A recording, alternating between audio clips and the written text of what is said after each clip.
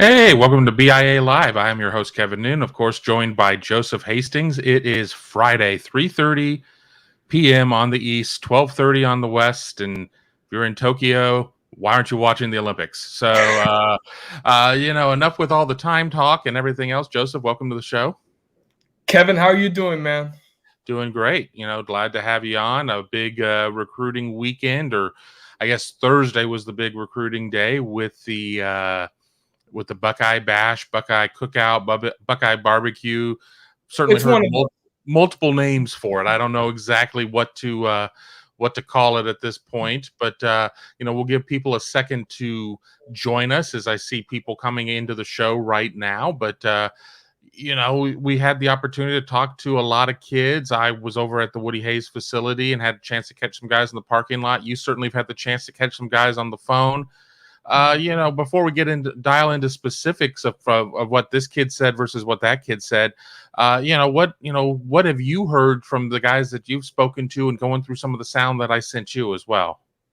Yeah, so it really seems like it was a laid back, chill kind of event that Ohio State was able to host. And that's kind of the goal of these type of events. When you have a cookout, when you have a barbecue, whatever you want to call it, you just want these kids to come in, with their families, and for everybody to associate with one another, meet one another, meet the entire coaching staff. I even heard when you're talking with Clay Whedon, 2023 offensive lineman, that they were meeting with the support staff too. So just all about building those relationships and creating those bonds to start off. And even though that Ohio State, a big point of emphasis from the staff was that it wasn't going to be recruiting heavy, we did hear a couple guys talk about Ohio State's coaches giving them a few recruiting messages, just letting them know that they still want them, which was obviously going to be part of this experience. But it really seems like the Buckeyes accomplished their goal: eat food, have fun, and just enjoy time with one another.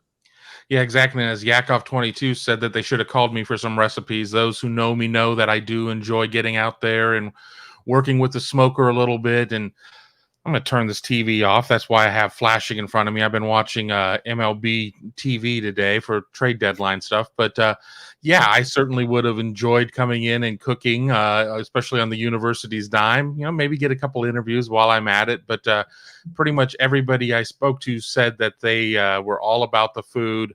I just talked to a disproportionate amount of linemen who all said that they went back for seconds and thirds. So, I'm sure they're going to have to work that off. And for those who are watching, don't know what was on the menu, the three items we heard were honey chicken, some cornbread, and then mac and cheese as well. So those were three primary items that you got to have at a cookout. I don't know if there was anything else. You got to have some dessert there, right? Some key lime pie, some apple pie. I thought we were going to hear a little bit about that, but just seems like those were the three main dishes. But everyone seemed to enjoy it from what I've heard, and the audio you send over to people I talked to. So just a good food experience, which is what they need to nail with an event that has a cookout name in it. Yeah, we can go back in history a little bit to the recruitment of Marvin Wilson, and Ohio State lost out to Florida State on that one. And people will say largely because Florida State just had this honey fried chicken that was over and above anything else that he'd had anywhere else. And I refuse to believe a kid is going to commit to a school over honey fried chicken. But I've heard worse reasons. I've heard worse reasons. So I mean, nothing shocks me. I mean, baked beans are very important. As it's just me. Tim jumps in with you got to have beans. I mean, you gotta have the beans. And then the thing is too is that they all had an opportunity to work out with Mickey Marotti, and of course, it's a bit of a scaled down workout. You don't want to abuse these poor kids. I mean, they're coming in and playing dodgeball and some sort of game with water balloons and whatnot. So, you're not going to sit there and be like, okay, now, we're going to go and give you pretty much what our conditioning test is, or we're going to go out and do our Harley Davidson workout or anything like that. But pretty much, I remember, I believe it was Luke Montgomery telling me that it was no joke, the workout that they went through. And I had the chance to ask a couple others about it, and they said that it was eye-opening, but that they liked it, because obviously you want to know that you're going to be getting developed. And Mickey Marotti is one of the best in terms of being out there in the strength and conditioning game. And, the proof is in the pudding. The proof is on the field. When the other team is sucking wind in the fourth quarter, Ohio State's generally pretty fresh. Yeah, and that was something that I actually wrote in one of my articles. I was hoping that they had the food after the workout because of how intense it sounded.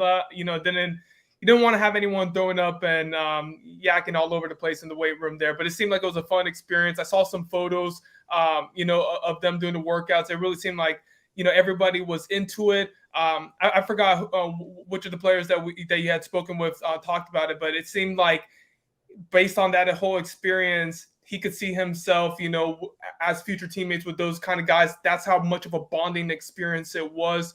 I saw CJ Hicks was close with Luke Montgomery the whole day, and Anthony Brown, 4-star wide receiver. But the workout, yeah, it did sound pretty intense from the looks of it. From the sound of it and the looks of it too, from those photos. So even if that's a scaled down workout from Coach Mick, can't imagine what it's like when they actually get to the next level. That's something they should be prepared for. But that was definitely one of the highlights of the visit. Absolutely. Yakov talking about the vegetarian option with the mac and cheese, not a vegan option, I'm sure. I'm sure it wasn't some sort of soy-based cheese or anything like that. I don't know what poor Justin Fields would have had to eat when he went vegan and trying to get some of the other guys to go with him there. But, I think you go into this knowing what it is, and they've got a whole setup there. So if you had some special dietary restrictions, they weren't going to let you starve. But they brought in a caterer, and it seemed like it was a good situation with all that. Yeah, it really did seem like a great situation. I think the caterer was Eagle, for all those in the Columbus area who know about that, I unfortunately don't, but seemed pretty good from the sound of it. The food was delicious. Honestly, even speaking with a couple of the players over the phone, I got hungry when they were talking about all the food they got to enjoy. So yeah, Ohio State nailed that part of it. For those who are just joining us, I want to welcome you to live with BuckeyeGrove.com. I'm your host, Kevin Noon, joined by Joseph Hastings. If you like our live content, be sure to subscribe to the channel. Be sure to hit the bell. Be sure to like the video. That all helps with the algorithm. I promise here in the future, I've got a lot of surprises coming in terms of live videos and things of that nature. So, be on board with it. If you really tell us what it is you like about this live product so we can keep bringing it to you, because we really enjoy doing these shows. Hope to, as camp starts here in August, and then, we'll see what happens around the corner. I mean, we're getting there. So be sure to like the channel. Be sure to like the video itself. All of that helps us. If you really like it, you can always hit us up with a super chat donation. I don't like soliciting for those that much, but we do get them from some of our generous viewers. Love those as well. But enough of the sales pitch there. And, let's kind of get into some of the specific guys now that we're 8 minutes into the show or so. First one, the one that really jumped out to me the most was Derek LeBlanc. His third visit in 8 weeks. Yes. He told me point blank that he came really close to committing. We know sometimes Florida kids like to play the game a little bit, but, I don't think you're playing the game when you're there 3 times in 8 weeks. And it's not like he's coming up from Chillicothe. It's not like he's coming in from I don't know, Marion. I mean, he's coming in from out of state. This is a real trip. And, once again, he's back again. Yeah, and that's something that we have to take into consideration. I'm not necessarily one of those people who says follow the visits, because you have a lot of guys who will stop by campus, a good amount of time, especially if they're local, and then potentially end up choosing elsewhere. So I never want to say that's the determining factor. But when you have a guy who's from Kissimmee, Florida, which, is about 2 hours south of where I'm from, I know what that trip is like to Ohio. It's a tough trip, it's a long trip. And if you're like LeBlanc, he's taking a plane up there. So that adds even more expenses, staying in hotels, all of those things. If you're willing to put in the resources for that as a 2023 prospect on 3 unofficial visits, it really goes to show how much interest he has in the Buckeyes. And I really don't think he's lying when he says that he's, that Ohio State's the number 1 school in his recruitment. They're the program to beat. I thought the quote that really stood out to me the most, not the quote where he said he, possibly committing came to his mind yesterday, but it was the quote where he said that there was another school in the mix, but they're nowhere near where Ohio State is. That's the one that really got to me. Now, we can speculate which program that is. He has a top 10 right now. Some would say that program is Alabama. Honestly, it'd be a guessing game at this point. But the fact that Ohio State has that big of a lead, some will start to speculate. It's a matter of of when, not if, LeBlanc will join that 2023 class. Will he be the first to pop? I honestly think that he could. I submitted a future cast prediction back on July 20th. I feel strong about that pick, even more so now after hearing your interview with him, Kevin. And I exchanged a few messages with LeBlanc too. But I don't know if there's going to be a commitment around the corner. We'll see about that. But I do feel really good about Ohio State's chances here. Yeah, absolutely. Thomas, how are you doing? Welcome to the show. I want to try and stay up to date with some of these comments. I have a couple comments about the Quinn Ewers situation. We'll get to that here in the back half of the show. So if you put those questions in, we've seen them. We'll get to them. We just want to talk about the Buckeye Bash first. Yeah, I certainly got the feeling, he's been somebody who is saying all the right things. He really likes, what he's hearing from Larry Johnson. He likes, the guys on the team. Certainly Ohio State has had no issues in terms of recruiting the state of Florida, so there will be some familiar faces. I mean, certainly going all in that greater Orlando area. I mean, when you look at Peyton Kirkland, when you look at TJ Shanahan, you look at some guys like that. I mean, it's not a case of where he would be coming up and be, just be some outlier. I spoke with a guy who's a trainer down there. He trains a lot of these kids, so they all know each other. So, I mean, I think that it's a situation of where, he really could be that first guy to commit for the class of 2023. I mean, obviously there's some other potential names out there, be it in-state or out-state. I mean, I know a lot of people would like to see Luke Montgomery be that guy. He was in attendance. Maybe some guys would like to see Joshua Padilla. He was in attendance as well. Maybe Sonny Styles. I think he's a little ways off, but he was there in attendance as well. So, I mean, Ohio State certainly had a good mixture of players from just around the corner, within the state, and then well beyond. Yeah, not only that in terms of location, but also in terms of the classes that we're representing there. You had Kenyatta Jackson, Jr. out of Florida, and then Ryan Turner, his teammate, who's an Ohio State commit. They both made their way up to Columbus for the event. CJ Hicks, Captain Buckeye, was obviously in attendance, but we talked about the 2023 prospects, especially from Florida. Richard Young, Peyton Kirkland, Derek LeBlanc, all of whom made the trip up there. But then also 2024, Jaden Davis, big-time quarterback who's got some noteworthy offers on the table already. Alabama, Georgia, and Ohio State was one of those schools that dipped into his recruitment back on June 22nd after he camped there. He's already visited twice now. Ohio State's kind of gaining some early momentum in his recruitment. It's still way too early. He hasn't even started his sophomore season of high school. But he's obviously one to pay attention to. So Ohio State had a really good mixture at this event. Like you said, the Ohio-based kids, out-of-state prospects, and as well as the 2022, 2023, and 2024 classes representing. Exactly. And trying to go through some of the other guys, I had a chance to talk to Tamir Robinson, the talented linebacker out of Pennsylvania, out of the Pittsburgh area. He was another guy that said that, it crossed his mind for a minute about potentially committing. I don't know if he's right around the corner, but really talked up his relationship with Al Washington. They see him as a Sam linebacker.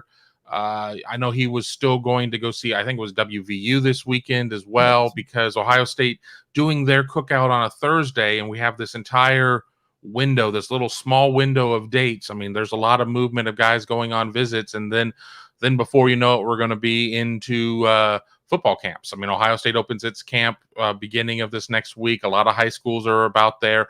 I know that it was Joshua Padilla, as I was talking to him, was laughing and saying, well, if it rains, I won't have to worry as much about practice, because I think they had practice. So he went and got himself a full stomach full of food at Ohio State, and then was going to have to bust down to Huber Heights to go practice and whatnot. So, a lot going on.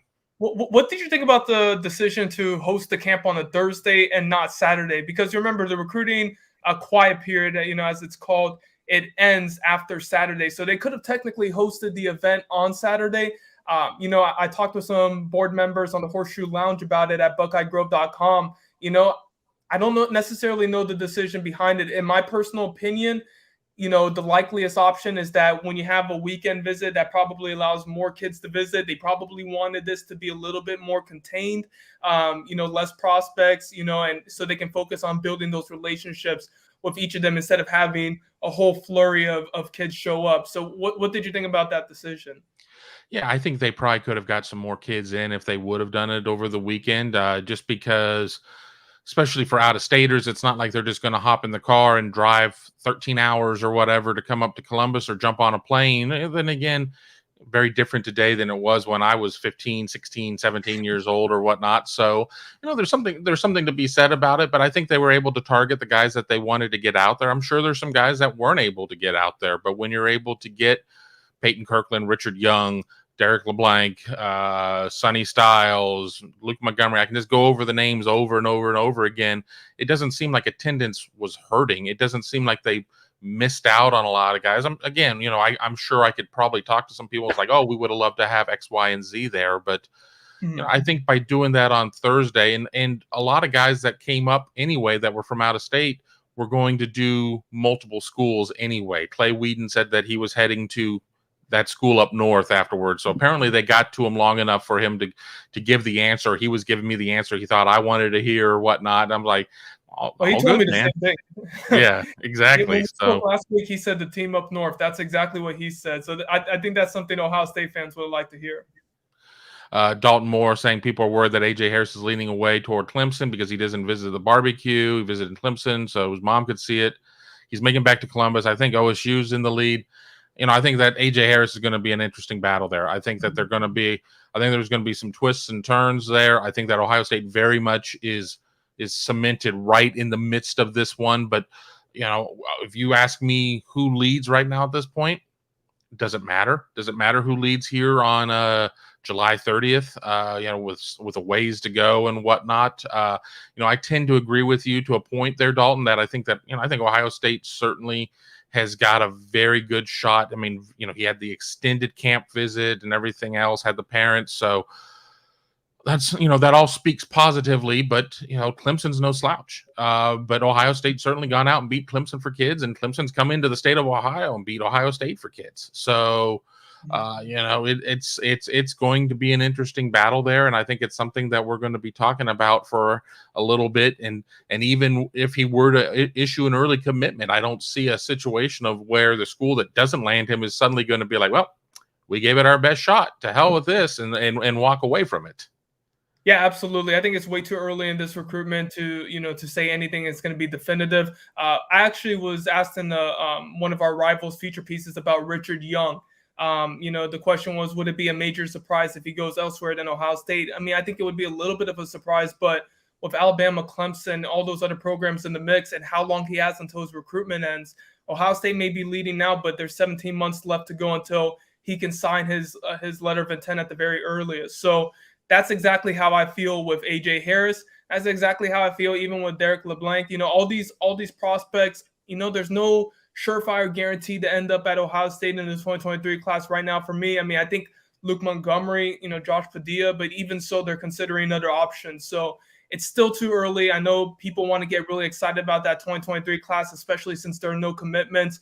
But yeah, there's just a lot of time left in his recruitment. I wouldn't read too much into him visiting one school over the other at this stage, in his recruiting process. Exactly. I mean, if we were 365 days further along and we're almost August of his actual cycle, maybe a little bit more concern at that point. But right now it's just so early, and we are seeing more and more 2023s coming off the board, but we're also seeing 2023s who've committed elsewhere flipping around. So you just don't know. We're coming out of a cycle. I mean, and they weren't getting as much movement the year before, but we're coming out of COVID or whatnot, or hopefully coming out of COVID. And that really kind of screwed visits up and everything else. So until we see some guys actually go out there and really make the rounds, and we had the chance to see the camp circuit or whatnot, but let's kind of get to September 1 when we start to see on-campus visits really start to ramp up again. At that point, I'll kind of have a little bit of a better idea. But, AJ Harris is somebody I definitely could see ending up in the Ohio State class. Now, Dalton, one of the, points about that AJ Harris comment that you made there is that, he chose to visit Clemson over Ohio State. Like Kevin said, maybe if it's 365 days out from now, then you start to get a little bit more concerned. Where I think it's interesting is with Kenyatta Jackson deciding to visit Ohio State over Oklahoma. Since he's a 2023 prospect, he's a little bit closer to his decision timeline, he's a little bit closer to signing, that's when I think you start to, weigh those visits, which schools prospects decide to choose, which ones they decide not to, and how close they are to making a decision. But with AJ Harris, we haven't been given any indication that he's close to committing soon. And like Kevin said, even if he does, there's still going to be a lot of time left in that recruiting process. I know Ohio State, after Trayon Webb committed to Oklahoma, the message that I had been hearing from sources was that there's a lot of time left in that recruiting process. And I think that's how they're going to approach it with 2023 recruits. A little off-topic question from my buddy down in Louisiana: New York style or Chicago style? I'm assuming he's talking pizza. I love Chicago style pizza, but I mean, if we're talking a traditional going out to go get a pie, I mean, it's New York style. But I know a lot of people are like, oh, I don't like Chicago style. It's like a casserole or whatnot. I love Chicago style. And the thing is, people don't realize that there are variations of Chicago deep dish. There's a Chicago thin crust that people don't really talk much about. But even if you go somewhere like Pequod's versus Giordano's or Gino's East or Lou Malnati's, Pequod's is a little bit different. There's some differences in there. So just because you've had one Chicago pie doesn't mean you've had all Chicago pie. I certainly really enjoy it, but I mean, if we're just talking about going out and grabbing a slice, it's New York style. Yeah, I wish I could answer this, but I've never had either of them. So that may come as a surprise to some, but never had New York style or Chicago style pizza. But I got to add that to my bucket list right now. Back to recruiting, I had to jump in for my buddy because he's been a good friend through years and years. I've known him, God, almost going on 20 years, I think. So I'll always stop down to answer your question, Mike. What were some other takeaways just from this event on Thursday? I mean, I don't think anybody was necessarily going in and saying, oh, we're going to set some sort of commitment watch on 1.5 or anything. Would I have been shocked if somebody pulled the trigger? No, but I don't know if I had any expectations there. As you'd said, Joseph, it was not as much of an emphasis on the hard sell, at least, on the surface. It was sure we want you, we love you, we'd love for you to be here, all the good stuff that you hear during your recruitment. I mean, if you're a take, which, these kids are, I mean, most of them, but, you're hearing all of that. But I think it's the opportunity to see a little bit more of the human side or whatnot. I mean, one of the players, I think he told me off microphone, and even if I remembered, I wouldn't say who it was talking about playing dodgeball, and he laughed. He's like, yeah, I was able to sit there and hit a couple coaches with the ball and with the dodgeball. And I said, yeah, and if you were actually, here as a football player, he's like, oh, I'd have my scholarship pulled if I did that stuff. He's like, so I better enjoy it now. So, I think everybody enjoyed the lighter atmosphere of the event just for what it was.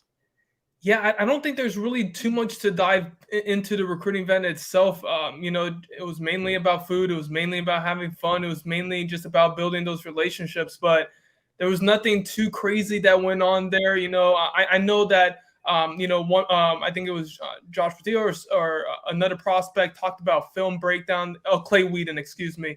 That he did a little bit of some film breakdown with Greg, Studrawa and Coach Kennedy Cook. I think that was done just specifically because Whedon hadn't visited Ohio State before. But most of those prospects who were on campus for the event had previously visited. When you talk about Richard Young, when you talk about Derek LeBlanc, CJ Hicks, obviously, he knows Ohio State inside and out. Tamir Robinson, most of the prospects outside of Kirkland, Whedon, maybe a couple of others, the international prospects, they had already been there in Columbus. So this was just more about building those relationships, and maybe it could lead to a commitment down the line. I don't know if that's necessarily should be the expectation, but I definitely am keeping my eye out for a couple of prospects over these next few days. Yeah, exactly. I think that there's the chance that somebody could come home, think about it a little bit. It's like, I came really close. I need to talk about it with my extended family a little bit more because, a lot of these guys came with a parent or, whatnot, but they certainly want to involve their family in the decision. So jumping in too quickly would be I'm putting in some breaking news here in the basketball side as I'm talking, so bear with me as I'm typing. You don't want to. The worst thing that can happen is to bring a commitment in where it's an emotional commitment and then they back off of it, because rarely does a kid commit somewhere, back off, and then come back. I mean, it happens a little bit, but generally you get one bite at the apple, so you better make sure if you get that commitment, it sticks. Yeah, I really wish I could remember which prospect told me this a few months ago, but he said that when he wants to commit, he doesn't want it to be a visit commitment. He wants it to be a lifelong commitment. And, these guys now, these kids, these growing young men, they've had over a year of, sitting back, not being able to take the visits. So they've developed a little bit of a patient approach to their recruiting process. Some have pulled the trigger a little bit early, committed, but honestly, I think the last time I looked at the numbers, there was only 30 or so commits in the 2023 class total, across all programs, so, this 2023 class is really taking their time. And that's the class that we were kind of expecting a commitment from this week. Maybe Kenyatta Jackson decided to, but his father told me they had a visit planned to Oklahoma for September 11th. So I was a little bit skeptical about that, but we were really looking at those 2023 guys. Maybe Derek LeBlanc, maybe Richard Young could end up committing, but I have a feeling they're probably gonna, go back home, reevaluate, and ultimately decide what's best for them, which is probably to take a few more visits. Derek talked about taking an official to Ohio State before he even decides to commit. So there's a lot of factors going on in each of their recruitments. Well, I just took down that breaking news because Dylan Mitchell just reached out to our Jake Spiegel and questioned about the commitment. So I don't know what's going on there. So I don't want to act in shadows, but it seemed there'd been some buzz that Dylan Mitchell, the number 31 player in the class of, he got fake accounted, and somebody from the Dispatch did too. So welcome to the joys of covering recruiting on social media, where you sit there, you see news, and then you realize that it's a fake account. So sorry. Did you see the Xavier and Wongpa one? Someone created a fake Xavier and Wongpa account, and then they took a photo of Xavier and then colored the not Ohio State, University, Ohio University, colored that on his shirt there and said, I've committed to Ohio University. And then Xavier quote tweeted it. You see some really crazy stuff if you really go down the deep end of Twitter. Oh, absolutely. Absolutely. Twitter's the savior and going to be the death of us all, in my opinion. And, we just rely on Twitter and Instagram and TikTok and who knows what else, all that more. And I'm still trying to figure out how to use a couple of those platforms. It's coming. I promise. Hey, Rod Farva, how are you doing, man? Hope you're enjoying the show. We're about 30 minutes in here, and we wanted to talk a little bit about Ohio State's big Thursday recruiting event. I had the opportunity to run down the Woody Hayes facility and grab some players as they were leaving, dodging the rainstorms. It even hailed for a second. I was not happy about that in a car that I still consider new, even though I've had it for about 3 years. Joseph has had the chance to talk to a couple players, but as we kind of move on from that event, let's turn our attention to the other news. And that was, of course, the Quinn Ewers news. And that news first came out. Pete Thamel of Yahoo Sports reported that the news was out there that he could forego his senior season, enroll early at Ohio State, be able to participate in fall camp and go through the season. But additionally, because of doing that, would be eligible for name, image, likeness, something that he cannot do through the Texas High School Association, the UIL, in case I drop that acronym again. So a lot to unpack there. I mean, Joseph and I, we did an immediate reaction podcast earlier this week. Within about 15 minutes of seeing the news, we got that turned around very quickly. I don't know if I necessarily have any other strong opinions at this point. I mean, I think it's, we've not heard anything definitive about what his plans are.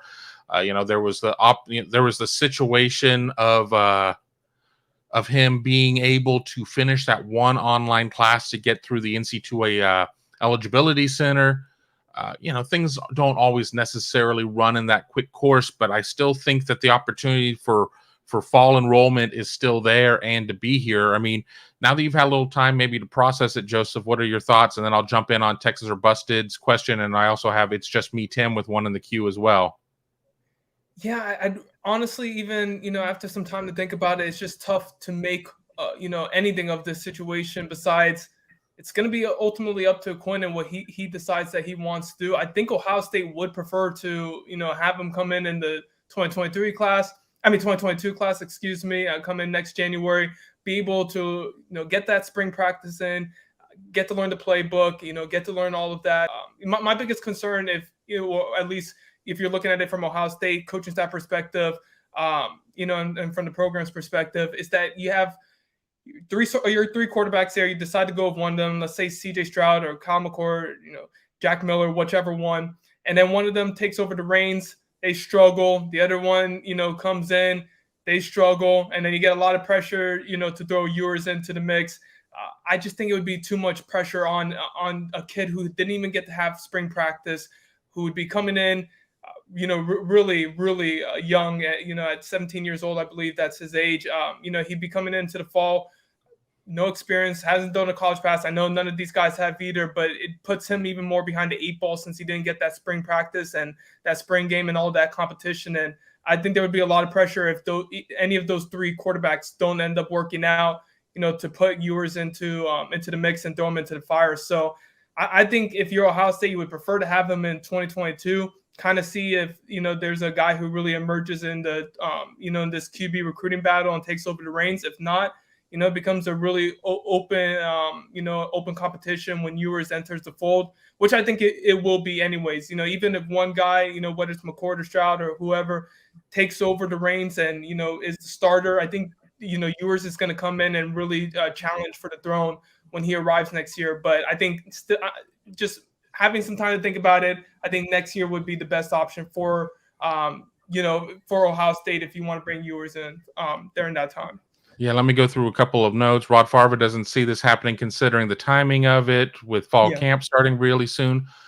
And then I'm going to get back to your point there, Texas or Busted, I promise. I don't know if it's so much about the timing, because if the plan is just for him to come in and, I don't want to say redshirt, because, you don't say, oh, you're coming into redshirt or whatnot. But if the plan is for him to come in, start learning the systems, everything else, be able to start earning through NIL, what's the difference between arriving on August 3rd and arriving on August 6th and August 8th or whatever? I don't think that there's a huge amount of difference. I think if it's a situation, if he were to get jammed up for like 2 months, I mean, okay, there's diminishing returns at that point. If he was not, if he wasn't there for the start of fall classes or whatnot, but I mean, I understand that you want to bring him in and give him the best opportunity to get out there and compete. I mean, you got to remember CJ Stroud, Jack Miller, both have time in the program. Kyle McCord at least has winter through the summer in the program. I mean, Quinn would be coming in cold for the most part in terms of knowing the systems and everything else. And it takes a little bit of time, to learn up and down from down and everything else. I mean, and he'd be sitting there with that black stripe on his helmet as, Urban Meyer installed when he was head coach and Ryan Days continued through. And honestly, you're going to be working on developing Quinn, but the point once you start the season is you need to win games now. So you have three quarterbacks on the roster already who have not attempted a collegiate pass. So you can't sit there and be screwing around too much with trying to cater to somebody who's just come in to change things around. Now, Quinn, being a generational talent, could come in, take to this like a duck to water, and could, obviously change the dynamics of the room. I mean, that's certainly not outside of the realm of possibility. But with that being said, you can't sit there and say, well, we need to give Quinn 50% of the reps just so he can get caught up like hell you do. You got to get ready for Minnesota. You've got to get ready for Oregon. You've got to get ready for all of this. So, I don't know. But I want to jump in on what Texas or Busted, because I put his comment up like 4 times only to take it down. If you're reclassified to 21, that's great. If he's if this generational talent, I want 3 seasons with him as the starting QB.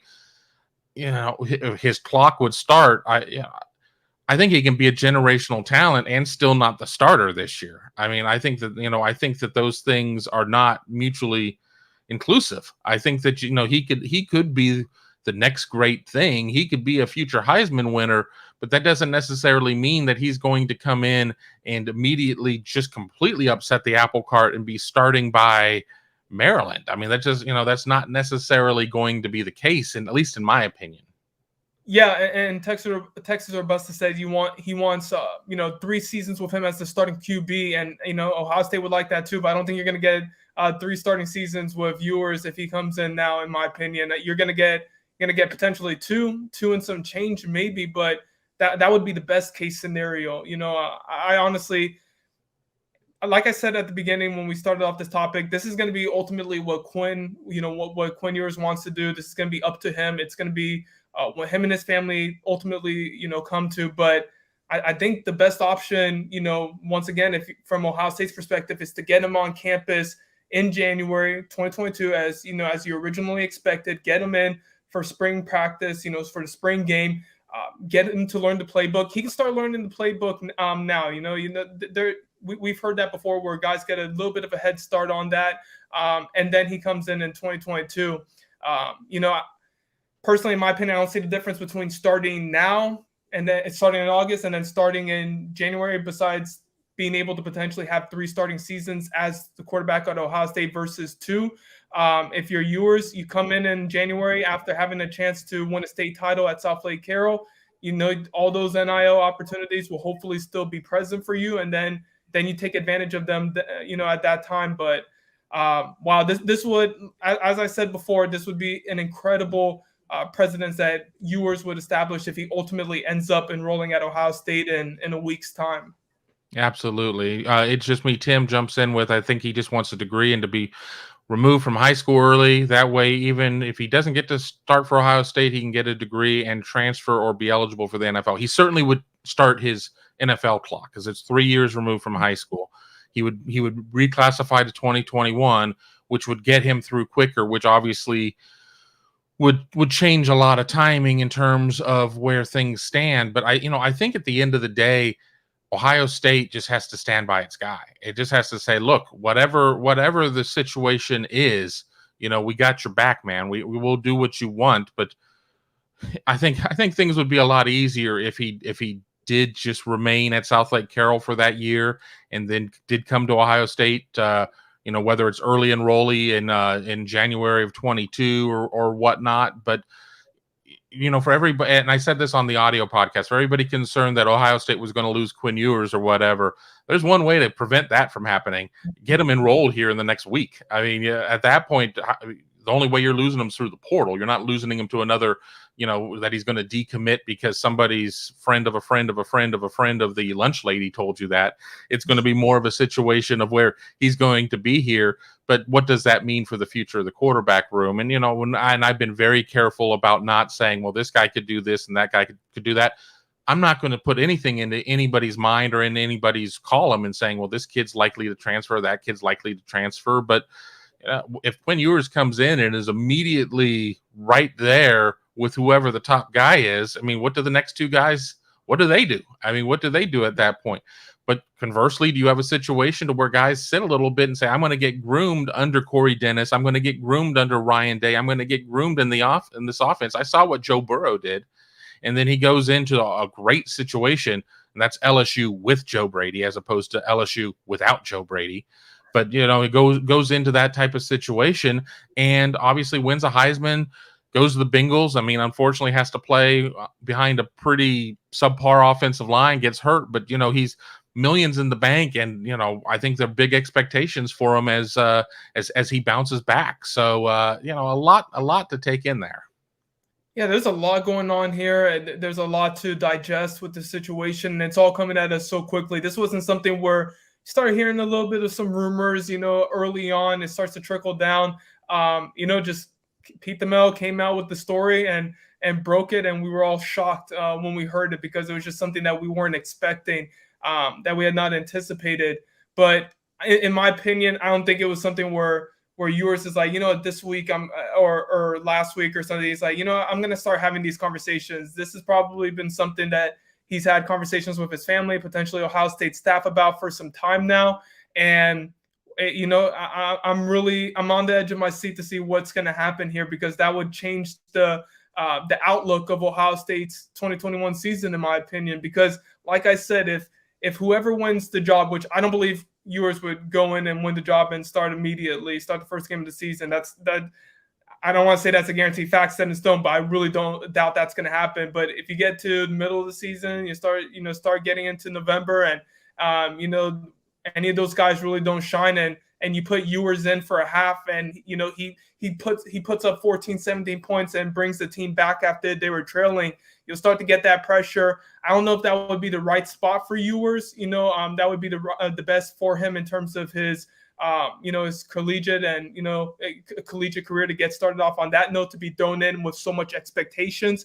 Because in my opinion, this is a championship team. This has all the championship pieces around it to make it to the playoffs for the third straight season, and go up against Alabama, go up against Clemson, whoever they need to go up against, and win. That would be on Ewers' shoulders, as a 17-year-old, someone who's supposed to be a senior in high school. I think he should, once again, I think possibly the best option for him would be to play out his senior season of high school, and then arrive in January and start off as most kids do. But we'll see what happens, Kevin. Once again, I'm on the edge of my seat here. Yeah, we'll just have to kind of see, and we'll find out. I mean, I don't think it's outside of the realm of possibility that Quinn Ewers, if he does come in early, could step in and play a pivotal role in some way, shape, or form. But you're right. I mean, you sit there and you bring in a backup quarterback, and they sit there and they go 8 for 9 and throw for 112 yards and have a touchdown or whatever, and people jump all over themselves. And where goes when Quinn is 18 is what I do remember reading in Pete's story. So I do remember that, but I didn't want to jump in at that point. So yeah, we got that. So thank you. Where goes one? So it's a lot to figure out, but I think that that's why people far smarter than us are the ones trying to figure this stuff out. So, we'll see at this point of what the situation is going to be when it comes to what happens if Quinn can get that class done, if he can get it to the point of coming to Ohio State, everything else. It'll be interesting because it'll make Ohio State's class of 2021 that much stronger. But for everybody who's out there star chasing for 2022, you lose the number 1 overall prospect, and oh no, they lose their commanding lead out there. But they'll just plug in some more guys, but probably not a quarterback at that point, because who would want to be the quarterback to come in 2022 at that point as a high schooler with a quarterback room that could be Stroud, Miller, McCord, and Ewers? That's the situation of where everybody is thinking that 2023 could be a challenge just because of the backload there, even if one guy did leave at that point just because of a crowded depth chart. It might make it difficult to get a Dante Moore or somebody like that. Yeah, it definitely has a trickle-down effect for 2023 and 2024 recruiting. I think that places an even bigger emphasis on the guy I mentioned earlier, Jaden Davis out of South Carolina, who's a member of the 2024 class. So there's just a lot of moving parts here, a lot that will happen if, in terms of the dominoes falling, if Ewers eventually does decide to enroll at Ohio State. But Kevin, how shocked would you be?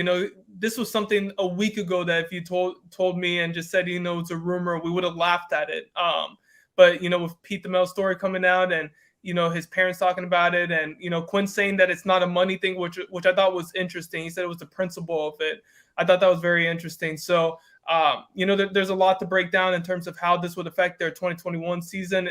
In my opinion, I think there would be a lot of pressure from the fan base. I don't know if you agree with me here that, if one of those guys, Stroud, McCord or Miller don't emerge and really take over that spot and show that they're that guy, you'll get a lot of pressure from the fan base to put Ewers in. I don't know if you agree with that or not, but that's kind of what my thought process is. Yakov would prefer to see him in December. OSU has more than enough depth for the in the QB room to make the playoffs this season. Says that maybe he can roll at IMG Academy. I don't think Florida. I mean, then again, IMG is not part of the Florida High School Association or whatever. So I don't know necessarily. they're not bound by those laws, but they're still bound by whatever Florida's NIL law is. And I think that the only state where you can earn right now as a high schooler is California. So I don't know if that fixes it. Rod Farva certainly has his opinion of which quarterback could be leaving if this moves. We're not going to see anybody leave now. I mean, that would just be, that'd be way premature at this point. Ryan Day said during Big Ten Media Days that he just knows that he's going to need all three quarterbacks. Again, that's a little posturing and whatnot. But when was the last time we saw a team get down to its third teamer and win a championship? Oh, yeah. So you don't want to sit there and say anything. I mean, I know we all saw the same spring game. We, as the media, had a chance to see a little bit of practice here and there. We do talk to some people who see practices. I think we all have our own pecking order in our minds, but our pecking order versus Ryan Day's pecking order, very different things. Viewers comes in and Day starts him. CJ will be in the portal, maybe even Kyle. Again, I don't think that there's a situation of where anybody's going to think that Ewers is going to be starting against Minnesota or Oregon or Tulsa or Akron or it would be a situation of where even if he were the most natural quarterback in the world, where things just came so easy to him, I think he would need half a season just to be able to get his legs under him and even just get to the point of knowing what he doesn't know, knowing what he knows and knowing what he doesn't know. And again, I'm not going to say that there's not a situation that if he does enroll early, that he couldn't see himself in game action. I mean, there's absolutely a chance that could happen. You put yourself in the situation that best suits you to win games. If you sit there and you start worrying about next year and things down the line, you might be sitting in the stands with the fans next year because you didn't take care of your business today. So, I'm not going to fly in the face of anything saying that it couldn't happen down the line, but I'm not going to deal with a binary situation of saying that if Ewers comes in, that X, Y, and Z are going to happen immediately, because we just don't know. I mean, we just don't know what's going to happen. I think it's just extremely premature to get too far out in front of it and say, Yakov believes Ewers, Stroud, McCord will all be first-round picks. Only question is, will all three come from the Ohio State University? If all three of them are first-round picks, I don't know. I think one of them's probably doing it from another university as their jumping off point. There's just they're too tightly packed together for that to happen. Yeah, and sometimes we like to approach these situations from like a Madden perspective, video game perspective. You can just plug Ewers. He's like a 91 overall, 92 overall. He'll just go in and do his work. But there's just so much nuance that comes to playing the position. There's so many things. Timing with your wide receivers. He hasn't done to any of these guys yet. Fourth quarter situations, 2-minute situations, all of those things that Ewers hasn't had the opportunity to do, thus far. So, I'm really skeptical. And unless, like I said, one of those starters or even the backup comes in and, they're not able to really showcase themselves and take over that top spot, I just can't see a situation which Ewers is starting. If Stroud, Miller, McCord, whoever starts against Minnesota, wins most of their games, and puts Ohio State in a position to make it to the college football playoff again, I just can't see Ewers being put into that situation, thrown into the fire once again. Even if Ryan Day and his staff's evaluation of him is, okay, maybe he's a little bit better than this guy, maybe he's a little bit better than that guy. As long as Ohio State's winning games, whoever starts is going to finish the season, in my opinion. Generally, changes at quarterback are brought on because of adversity, whether or not it's an injury or lack of production or whatnot. And truthfully speaking, a lot of people who believe that CJ Stroud is going to be the guy, for game one, put me in that camp. Unless you believe that he's going to greatly struggle, as long as he stays healthy and upright, and as long as, he keeps putting numbers up, the door's not going to necessarily open at that point. I mean, you sometimes just don't want to mess with a hot hand at that point. So, we'll just have to kind of see. I want to jump in here with where goes one. I don't know if Monday's necessarily going to be the answer because, I think Monday's the 2nd. The camp starts the 3rd. Again, I don't believe that he has to be there day one for this to necessarily mean anything, especially if he's coming in and you take it at face value of I'm just coming in to get a head start and learn. I mean, obviously a kid's going to want to, players want to play. Yeah. But I think if you take all of that, if he's not there for a couple of days, that's not going to be the end of the world or whatever. And that doesn't mean that we need to start looking at the student directory on Monday, Joseph, or on Tuesday, Joseph, every day to see if he's in the student directory at this point and if he's been admitted for coursework. So, I wouldn't put any artificial constraints on this based on it being Monday. Again, maybe my understanding of the rules are off on here, but I don't think I'm wrong on that one of saying that he doesn't necessarily need to be there immediately for this to be something that they can move forward with. But where goes one is enjoying the show, and we enjoy bringing the show. If you're watching the show, be sure to give us a thumbs up on the show. Be sure to subscribe to the channel. Be sure to hit the bell if you're watching us on YouTube. Let us know you like it. Send in your comments. Tell your friends. We try to do this show at least once a week. We're going to work on getting a little bit more regular with this. Sitting with a couple more questions in the queue as we are closing in on we're about the 52-minute mark. Rod Farva, why would Ewers go to IMG?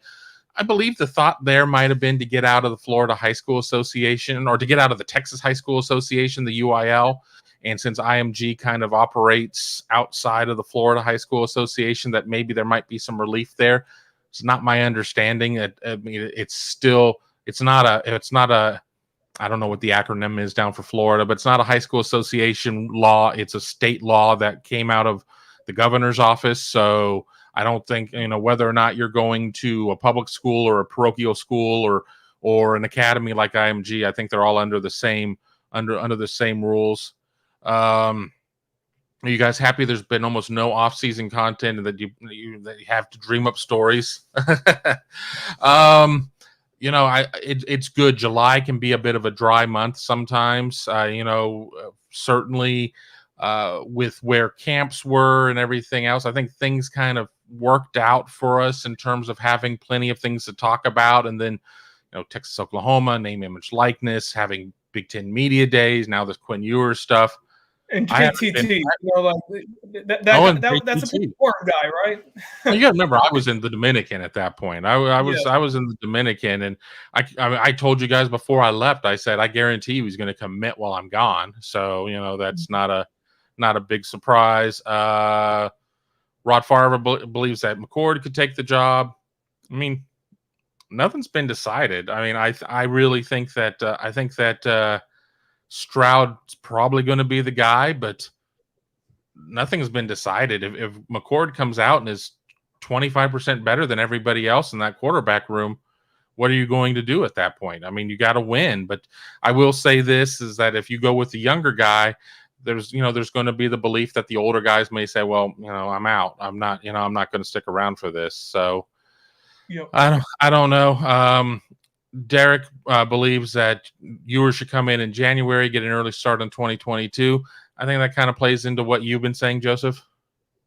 Yeah, that's exactly how I feel. I don't know. I just think there would be too much pressure put on him, especially if one of those guys that you have on the roster right now doesn't pan out, or even two of them or whatever. If there's a lot of pressure from the fan base, or even pressure internally to put Ewers in, I don't think putting a kid who's supposed to be in his senior season of high school into the mix for a team that's supposed to be competing for championships, throw him in October, November, that'd just be a really tough start for him in his collegiate career.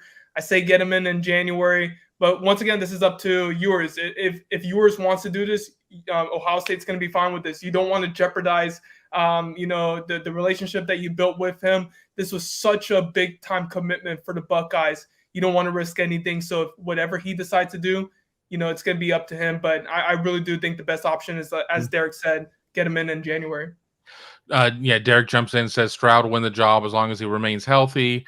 Yakov was Joe. Yakov, I know you're smart, Alex, so I love you for that. I mean, I know, I knew what you were saying there.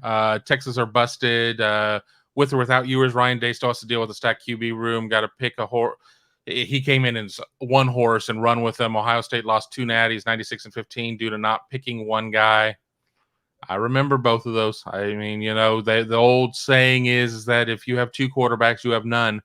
But then again, it's better to have a room full of quarterbacks, but you do kind of need to have a guy. I think you do need to have a guy that shoulders the load. But with that being said, I think that it's going to be really important for Ohio State in some of these games to get some depth for the young guys or for the other guys, since they're all essentially within a year of one another age-wise.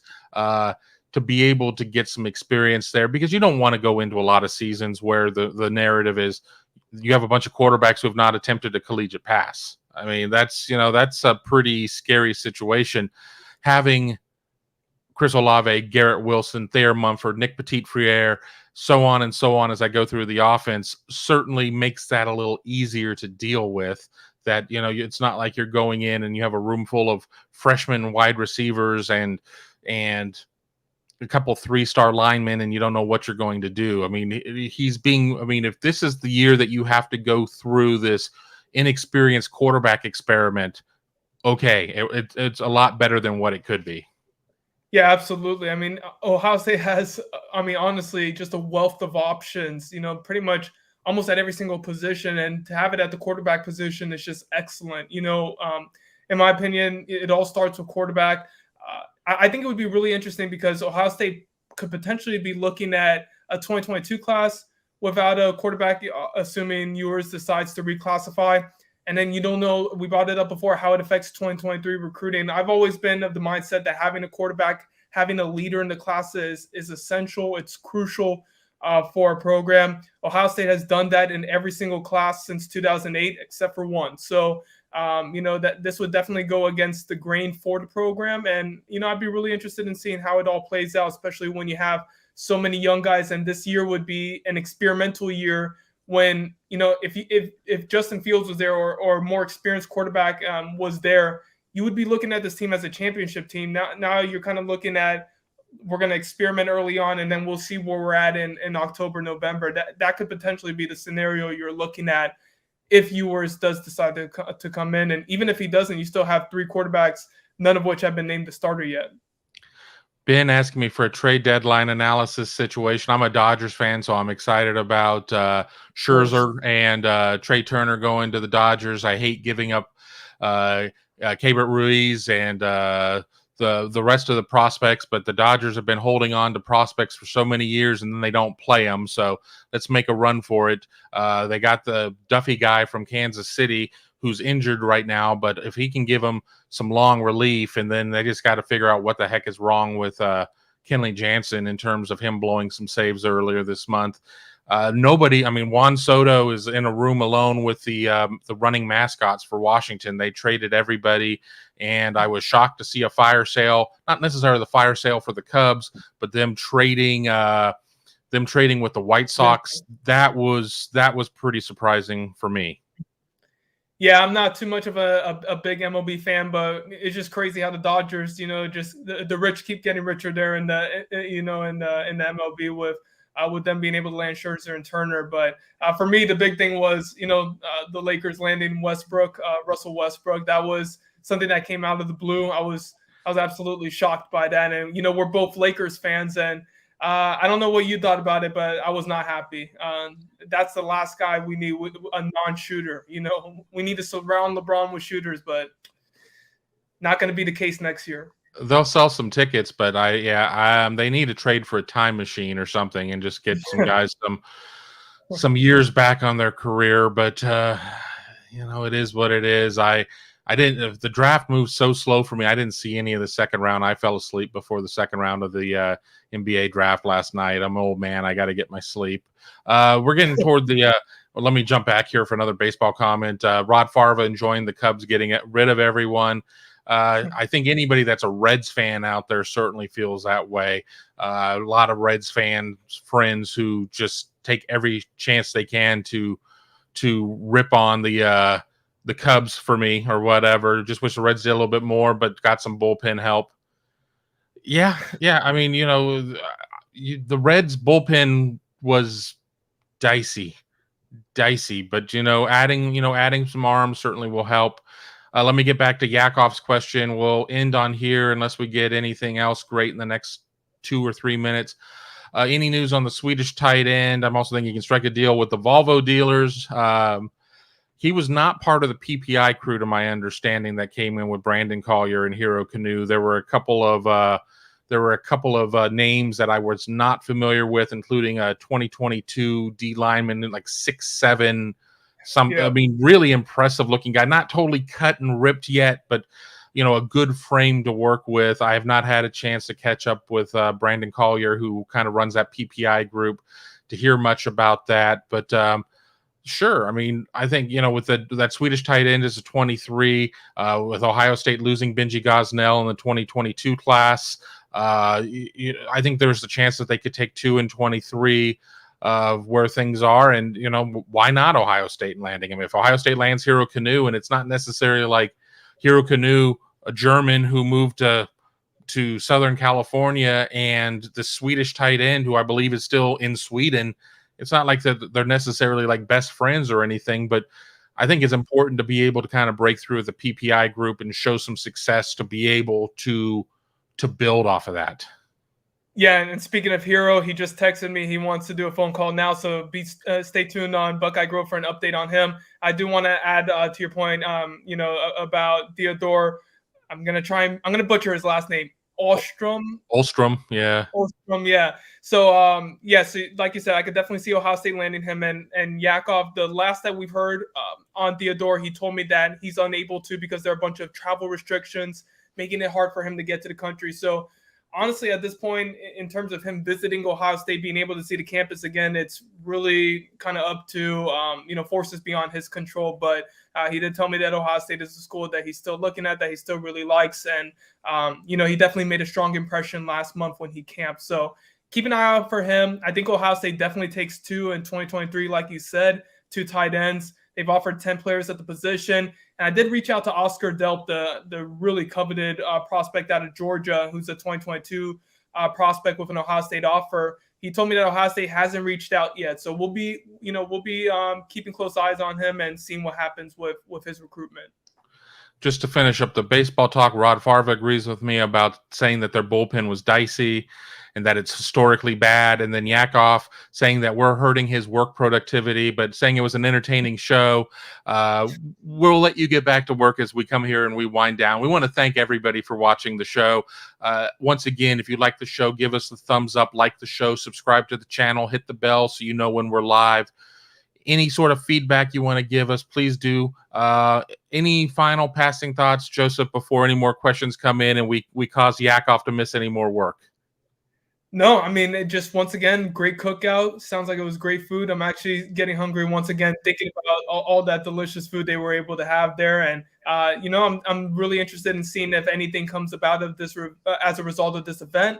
I'm actually supposed to be speaking with Hero right now, Peyton Kirkland, and then also Ty Lockwood, who's going to be dropping his top 4 tomorrow afternoon. We'll see if Ohio State makes the cut there. So, which I think they will, just based on everything that we've been hearing. And the fact that he told me a month ago that they should be a top 3 school for him. So, those are my parting thoughts. Thank you, everyone, for tuning in and for watching Kevin and I talk about everything from baseball deadlines to Ohio State recruiting to New York-style pizza. It was awesome. Yeah, as I told Joseph, this show, we can go in and program it all that we want to, but ultimately you, our viewers, decide what it is that we talk about, and we try to cater to all of your questions, and that's how we sometimes jump the shark a little bit. But, as Rod said, it was a good show. Derek enjoyed the show, so thank you, everybody, for being part of the show. We're going to call it a show. Enjoy your weekend. Have a safe and happy and healthy weekend, and we will talk to you again here very soon. Thank you, everyone.